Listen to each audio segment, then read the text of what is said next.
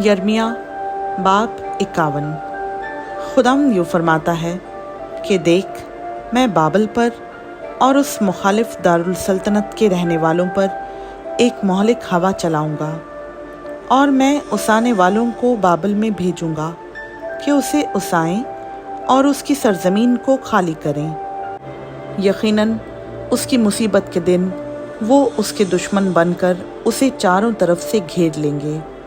उसके कमानदारों और ज़िर्रा पोशों पर तीर अंदाजी करो, तुम उसके जवानों पर रहम ना करो। उसके तमाम लश्कर को बिल्कुल हलाक करो। मख्तूल कस्तियों की सरजमीन में गिरेंगे और छिदे हुए उसके बाज़ारों में पड़े रहेंगे, क्योंकि इसराइल और यहूदा को उनके खुदा रब्बुल अफ़वाज ने तरक नहीं किया, अगरचा इनका मुल्क इसराइल के खुदूस की नाफरमाबरदारी से पुर है। बाबल से निकल भागो और हर एक अपनी जान बचाए, उसकी बदकिरदारी की सज़ा में शरीक होकर हलाक ना हो, क्योंकि ये खुदावंद के इंतकाम का वक्त है, वो उसे बदला देता है। बाबल खुदावंद के हाथ में सोने का प्याला था, जिसने सारी दुनिया को मतवाला किया। कौमों ने उसकी मै पी, इसलिए वो दीवाना हैं। बाबल यकायक गिर गया और गारत हुआ, उस पर वावेला करो। उसके ज़ख्म के लिए बिलसान लो, शायद वो शिफा पाए। हम तो बाबल की शिफा याबी चाहते थे, पर वो शिफा याब ना हुआ। तुम उसको छोड़ो, आओ हम सब अपने अपने वतन को चले जाएं, क्योंकि उसकी सज़ा आसमान तक पहुंची और अफलाक तक बुलंद हुई। खुदावंद ने हमारी रास्तबाजी को आश्कारा किया। आओ हम सयून में खुदावंद अपने खुदा के काम का बयान करें। तीरों को सैखल करो, सिपरों को तैयार रखो। खुदावंद ने मादियों के बादशाहों की रूह को उभारा है, क्योंकि उसका इरादा बाबल को नेस्त करने का है, क्योंकि ये खुदावंद का यानी उसकी हैकल का इंतकाम है। बाबल की दीवारों के मुकाबिल झंडा खड़ा करो, पहरे की चौकियां मजबूत करो, पहरेदारों को बिठाओ, कमीन गाहें तैयार करो, क्योंकि खुदावंद ने अहले बाबल के हक़ में जो कुछ ठहराया और फरमाया था सो पूरा किया। ए नहरों पर सुकूनत करने वाली, जिसके ख़जाने फरावान हैं, तेरी तमामी का वक्त आ पहुंचा और तेरी गारत गरी का पैमाना पुर हो गया।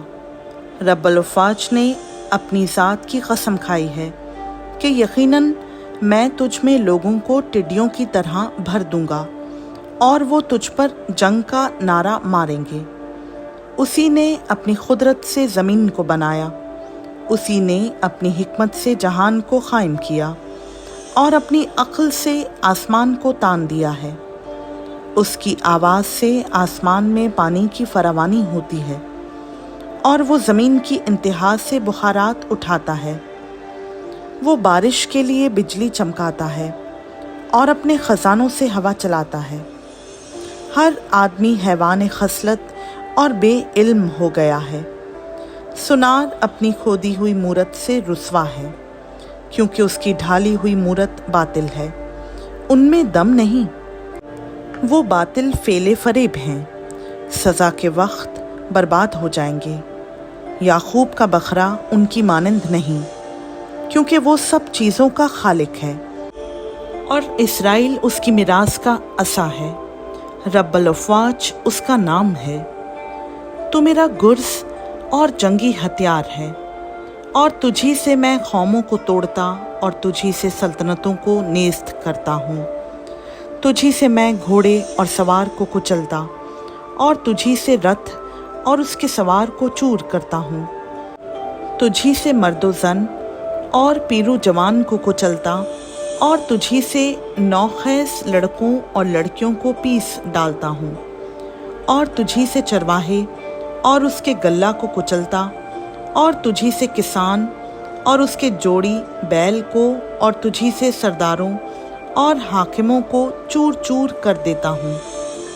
और मैं बाबल को और कस्तिस्तान के सब बाशिंदों को उस तमाम नुकसान का जो उन्होंने सयून को तुम्हारी आंखों के सामने पहुंचाया है इवज़ देता हूँ। खुदावंद फरमाता है, देख, खुदावंद फरमाता है, ऐ हलाक करने वाले पहाड़ जो तमाम रोए ज़मीन को हलाक करता है, मैं तेरा मुखालिफ हूँ और मैं अपना हाथ तुझ पर बढ़ाऊँगा और चट्टानों पर से तुझे लुढ़काऊँगा और तुझे जला हुआ पहाड़ बना दूँगा। ना तुझसे कोने का पत्थर और ना बुनियाद के लिए पत्थर लेंगे, बल्कि तू हमेशा तक वीरान रहेगा। खुदावंद फरमाता है, मुल्क में झंडा खड़ा करो, कौमों में नरसिंगा फूंको, उनको उसके खिलाफ मखसूस करो। अरारात और मनी और अश्कनास की मुमलकतों को उस पर चढ़ा लाओ, उसके खिलाफ सिपा सालार मुकर्रर करो और सवारों को मोहल्लिक टिड्डियों की तरह चढ़ा लाओ।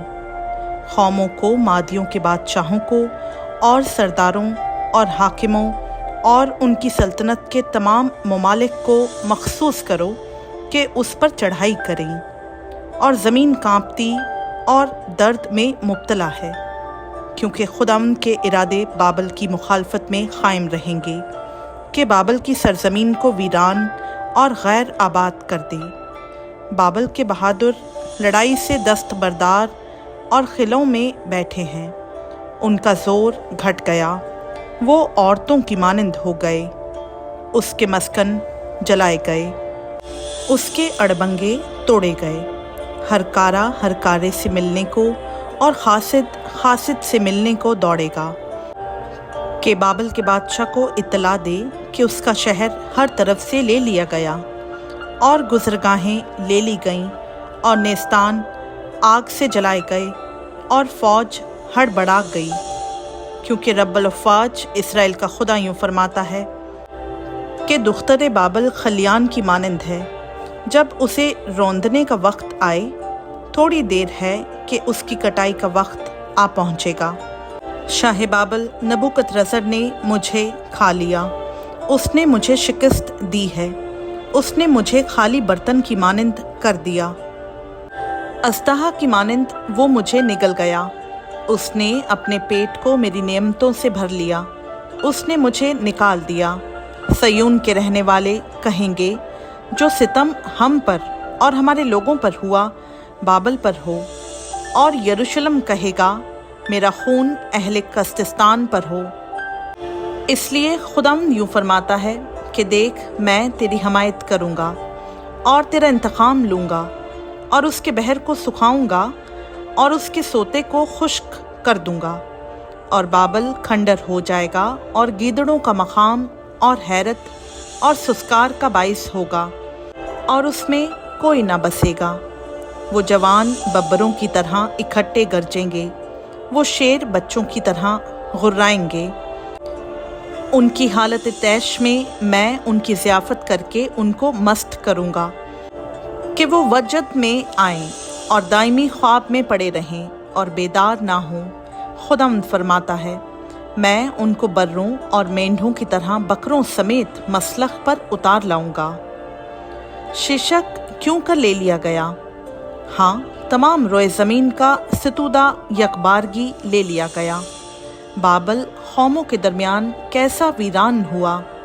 समुंदर बाबल पर चढ़ गया है, वो उसकी लहरों की कसरत से छुप गया। उसकी बस्तियां उजड़ गईं, वो खुश्क ज़मीन और सहरा हो गया। ऐसी सरजमीन जिसमें ना कोई बसता हो और ना वहाँ आदमजात का गुज़र हो। क्योंकि मैं बाबल में बैल को सज़ा दूंगा और जो कुछ वो निकल गया है उसके मुंह से निकालूंगा और फिर कौमें उसकी तरफ रवान ना होंगी। हाँ, बाबल की फसील गिर जाएगी। ऐ मेरे लोगों, उसमें से निकल आओ और तुम में से हर एक खुदावंद के कहरे शदीद से अपनी जान बचाए। ना हो कि तुम्हारा दिल सुस्त हो और तुम उस अफवाह से डरो जो ज़मीन में सुनी जाएगी। एक अफवाह एक साल आएगी और फिर दूसरी अफवाह दूसरे साल में, और मुल्क में जुल्म होगा और हाकिम हाकिम से लड़ेगा। اس لیے دیکھ وہ دن آتے ہیں کہ میں بابل کی تراشی ہوئی مورتوں سے انتقام لوں گا، اور اس کی تمام سرزمین رسوا ہوگی، اور اس کے سب مقتول اسی میں پڑے رہیں گے۔ تب آسمان اور زمین اور سب کچھ جو ان میں ہے بابل پر شادیانہ بجائیں گے، کیونکہ غارت کر شمال سے اس پر چڑھ آئیں گے۔ خداوند فرماتا ہے، جس طرح بابل میں بنی اسرائیل قتل ہوئے، اسی طرح بابل میں تمام ملک کے لوگ قتل ہوں گے۔ تم جو تلوار سے بچ گئے ہو، کھڑے نہ ہو، چلے جاؤ، دور ہی سے خداوند کو یاد کرو، اور یروشلم کا خیال تمہارے دل میں آئے۔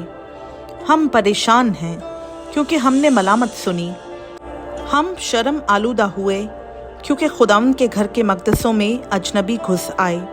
اس لیے دیکھ وہ دن آتے ہیں، خداوند فرماتا ہے، کہ میں اس کی تراشی ہوئی مورتوں کو سزا دوں گا، اور اس کی تمام سلطنت میں گھائل کراہیں گے۔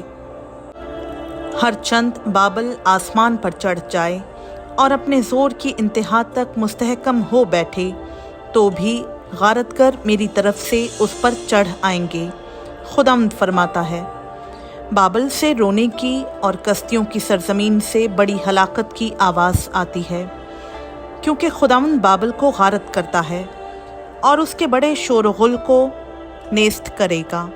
ان کی لہریں سمندر کی طرح شور مچاتی ہیں، ان کے شور کی آواز بلند ہے، اس لیے کہ غارت گر اس پر، ہاں بابل پر چڑھ آیا ہے، اور اس کے زور آور لوگ پکڑے جائیں گے، ان کی کمانیں توڑی جائیں گی، کیونکہ خداوند انتقام لینے والا خدا ہے، وہ ضرور بدلہ لے گا۔ اور میں عمرہ و حکمہ کو اور اس کے سرداروں اور حاکموں کو مست کروں گا، اور وہ دائمی خواب میں پڑے رہیں گے اور بیدار نہ ہوں گے۔ وہ بادشاہ فرماتا ہے جس کا نام رب الافواج ہے، رب الافواج یوں فرماتا ہے کہ بابل کی چوڑی فصیل بالکل گرا دی جائے گی، اور اس کے بلند پھاٹک آگ سے جلا دیے جائیں گے۔ یوں لوگوں کی محنت بے فائدہ ٹھہرے گی، اور قوموں کا کام آگ کے لیے ہوگا، اور وہ ماندہ ہوں گے۔